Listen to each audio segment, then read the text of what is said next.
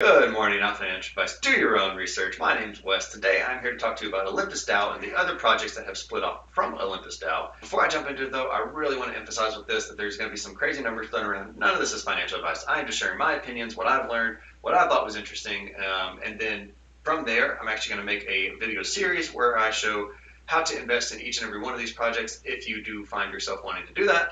But I do beg you do your own research and understand what you're investing in. This is really just me sharing what I've learned, which is by no means everything, and I'm not an expert in any of this. Olympus DAO is a project that is trying to create a stablecoin that isn't pegged to a fiat currency. So when you think about DAI or USDC, those are stablecoins in today's environment, but the maybe issue with those is that they're pegged to the US dollar. So as we see, pretty significant amounts of inflation with the US dollar, especially in today's climate, that essentially is devaluing the value of your coins or of your money, right?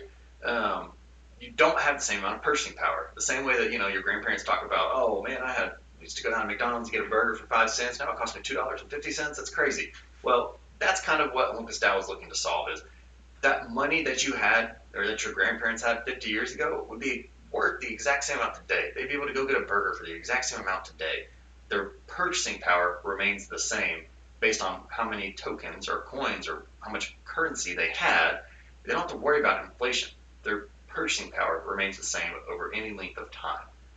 So that's a very powerful concept if you really think about what that means. Make it a lot easier to plan for the future, plan for retirement, things like that. If you don't have to worry about kind of keeping up with inflation and what is your purchasing power going to be? Just because if you were a millionaire in the year 2000, that's a lot different than being a millionaire in 2021. So that's the problem that they're trying to solve, and I think it's a very noble effort. I don't necessarily understand all of the economics behind how they do that. They aren't over collateralizing essentially those so that they can buy back when they need to and burn to decrease the supply, or they can mint new tokens to increase the supply, just to keep that supply and demand balance to where the coin stays where it needs to be to maintain that purchasing power. So that, in a nutshell, is kind of how it works. There's a lot more here, and if you really want to dive in, I would recommend kind of scrolling down here and reading their documents. It pretty much lays out, essentially the thesis of how they got here and what they're trying to accomplish, and it really helped me kind of be able to wrap my head around what they're trying to accomplish here with this project. So with that said, the reason that it is one of the kind of trendy topics in DeFi right now is not because it is trying to solve a major problem. There are a lot of blockchains and a lot of crypto projects trying to do that. It is probably kind of hitting mainstream attention due to some pretty wild numbers that they have going on. So if we come over here and look at staking, as you can see here, the APY is an absolutely insane 8,100%. That's not a typo. That's actually the rate of return that you get on this. It's APY, it's not APR. So this is one of the ways that happens. It is compounding. It compounds 3 times a day essentially, which leads to this absolutely ridiculous return that you see. One thing I'm going to mention for later in the video, so current index, you'll see here that's something that they kind of highlight of 27.2. Essentially what that means is if at the very start of when this program launched, you had invested 1 OHM, that OHM would now be worth 27 OHM. It essentially would have compounded 27x by now. So that's what that means. I'll refirm that out later, so that would be just something helpful. I thought I would go ahead and highlight here. So that is what OHM is. This is why people are interested, because you can get an absolutely insane return. With that, I'm going to start talking about some of these forks, and then I'm going to compare the forks to OHM and highlight some benefits, maybe some pullbacks, and what the differences are between them. So Klima DAO is the next project I'm going to talk about. It's another Olympus fork, but this one has the biggest point of differentiation, which is a really cool aspect and way to approach it. And that's that it uses carbon credits as the way to back their currency. So carbon credits offer some really good potential upsides, but also maybe a few potential drawbacks. The big upsides being the humanitarian part of it. People love doing good, and if you can do good while also getting a potential big financial return, I think that's a really good kind of motivation for people to maybe jump in here. And secondly, carbon credits are expected to potentially increase pretty significantly in value in the coming years. But with that, that's also kind of the downside, is they're a volatile asset, so there's a lot of risk too. And if carbon credits lose their value, then what's backing this currency goes down in value and can happen pretty significantly, pretty quickly. So that's just a lot of risk there to consider and keep in mind when you're thinking about Klima DAO. And then these next 2 forks, we'll go through pretty quickly. So Z2O and GYRO are the next two projects here, but I know you guys really want to see the side-by-side comparison and look at what the APYs and the financials are compared to each project. So to keep it from getting too long, I'm not going to go into too much detail here, but do remember on my channel over the next 2 days, I'm going to be releasing videos of how to do each one of these projects, how to invest in it step by step, getting your crypto onto the right network, and then going all the way through to actually where you are staking and starting to earn rewards. So those videos are going to be posted on my channel, so make sure you hit like and check those out. But without further ado, let's get to the good stuff where we're looking at these projects side by side to see what kind of returns you can expect and what some of the different things that you might want to take into consideration are. So here we have each project, what the token name is, and then what the APY is. So this is probably the really interesting part that everyone really wants to take a look at. That's what's driving a lot of the interest in these projects. It's just the crazy APYs that you can get. So Olympus DAO is the first and the main project.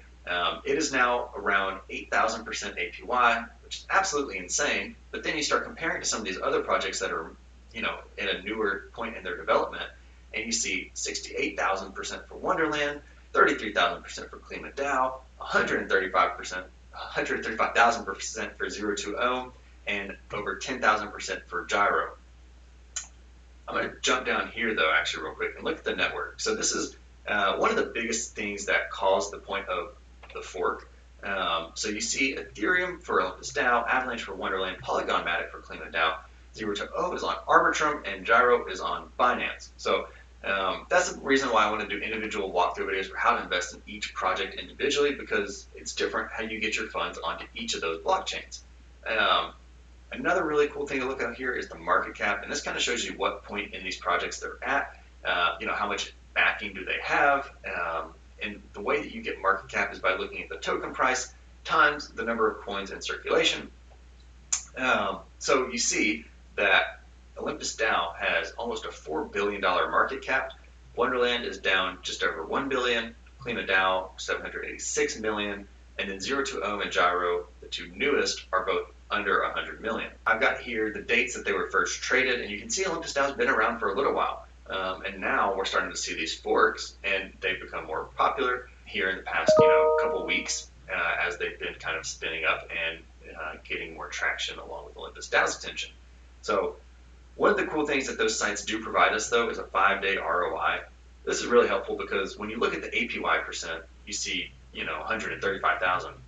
That's an APY though, so that's based on a lot of compounding. It's not like you're getting 135,000% and you can just divide that up by 365 days and assume you're getting that return every single day. So essentially what you are getting though is this number over a 5-day period. So Olympus DAO, you're getting 6.2% return every single day, or every 5 days, excuse me. And then at the top end of that spectrum with Z2O, you're getting 10.3% every 5 days. So with that, we can then kind of plug that in and see what happens if we were to invest $1,000 in each of these programs or each of these projects. How long would it take to get your money back? Olympus DAO, if you invested $1,000, you would have $2,058 after 60 days, assuming that the token price stayed the same and the APY stayed the same. Those two things are both volatile and both kind of go up and down. So another way to think about this is if you bought one Olympus DAO token, if you bought one OHM, you would have 2 OHM by that 60-day point. If we were to pull out our decimals here, you would see at the 60-day mark is when you would have 2 OHM if you had bought 1 OHM. Same thing here for Wonderland. Wonderland takes about 40 days to get your return on investment, your break-even point. Klima DAO takes 45 days, Z2O takes about 35 days, and GYRO takes 55 days. Again, that's all based on the price of the token as well as the APY were to stay the same. So a better way to probably think about that is you will double the amount of tokens that you have over that period, assuming that the APY stays the same, which I think the APY is going to stay more similar probably than the actual token price. The token prices are very volatile on these coins just because there's a lot of coins being created, so there's a lot of sell pressure, but there's also a lot of popularity and people interested in these right now, so there's a lot of buy pressure. So that volatility is definitely something you're going to want to keep in mind here as you're investing. Definitely don't put anything in you can't afford to lose. This is a very, very, very high risk, high reward investment. It's exciting to see those big APY numbers, but again, this is very high risk. It could very well go to zero or close to it, and you could lose a big portion of your investment. So please do your own research. Make sure this is something you're comfortable investing in. But with that, I'm going to wrap up today's video. And again, tomorrow at today and tomorrow, I'm going to be filming the videos for how to actually go about investing in each of these projects individually. I'm going to put a separate video out for each one. So if you have a specific interest in one, you can just click that video and it'll take you step by step, click by click through what you need to do to get invested in that project. And with that, I hope everyone has a great day, and I hope that you will hit the like button, do a little bit of research to figure out which one of these projects you want to invest in, if any, and then head over to my channel to get the video to see how exactly to go about doing that. Have a great day.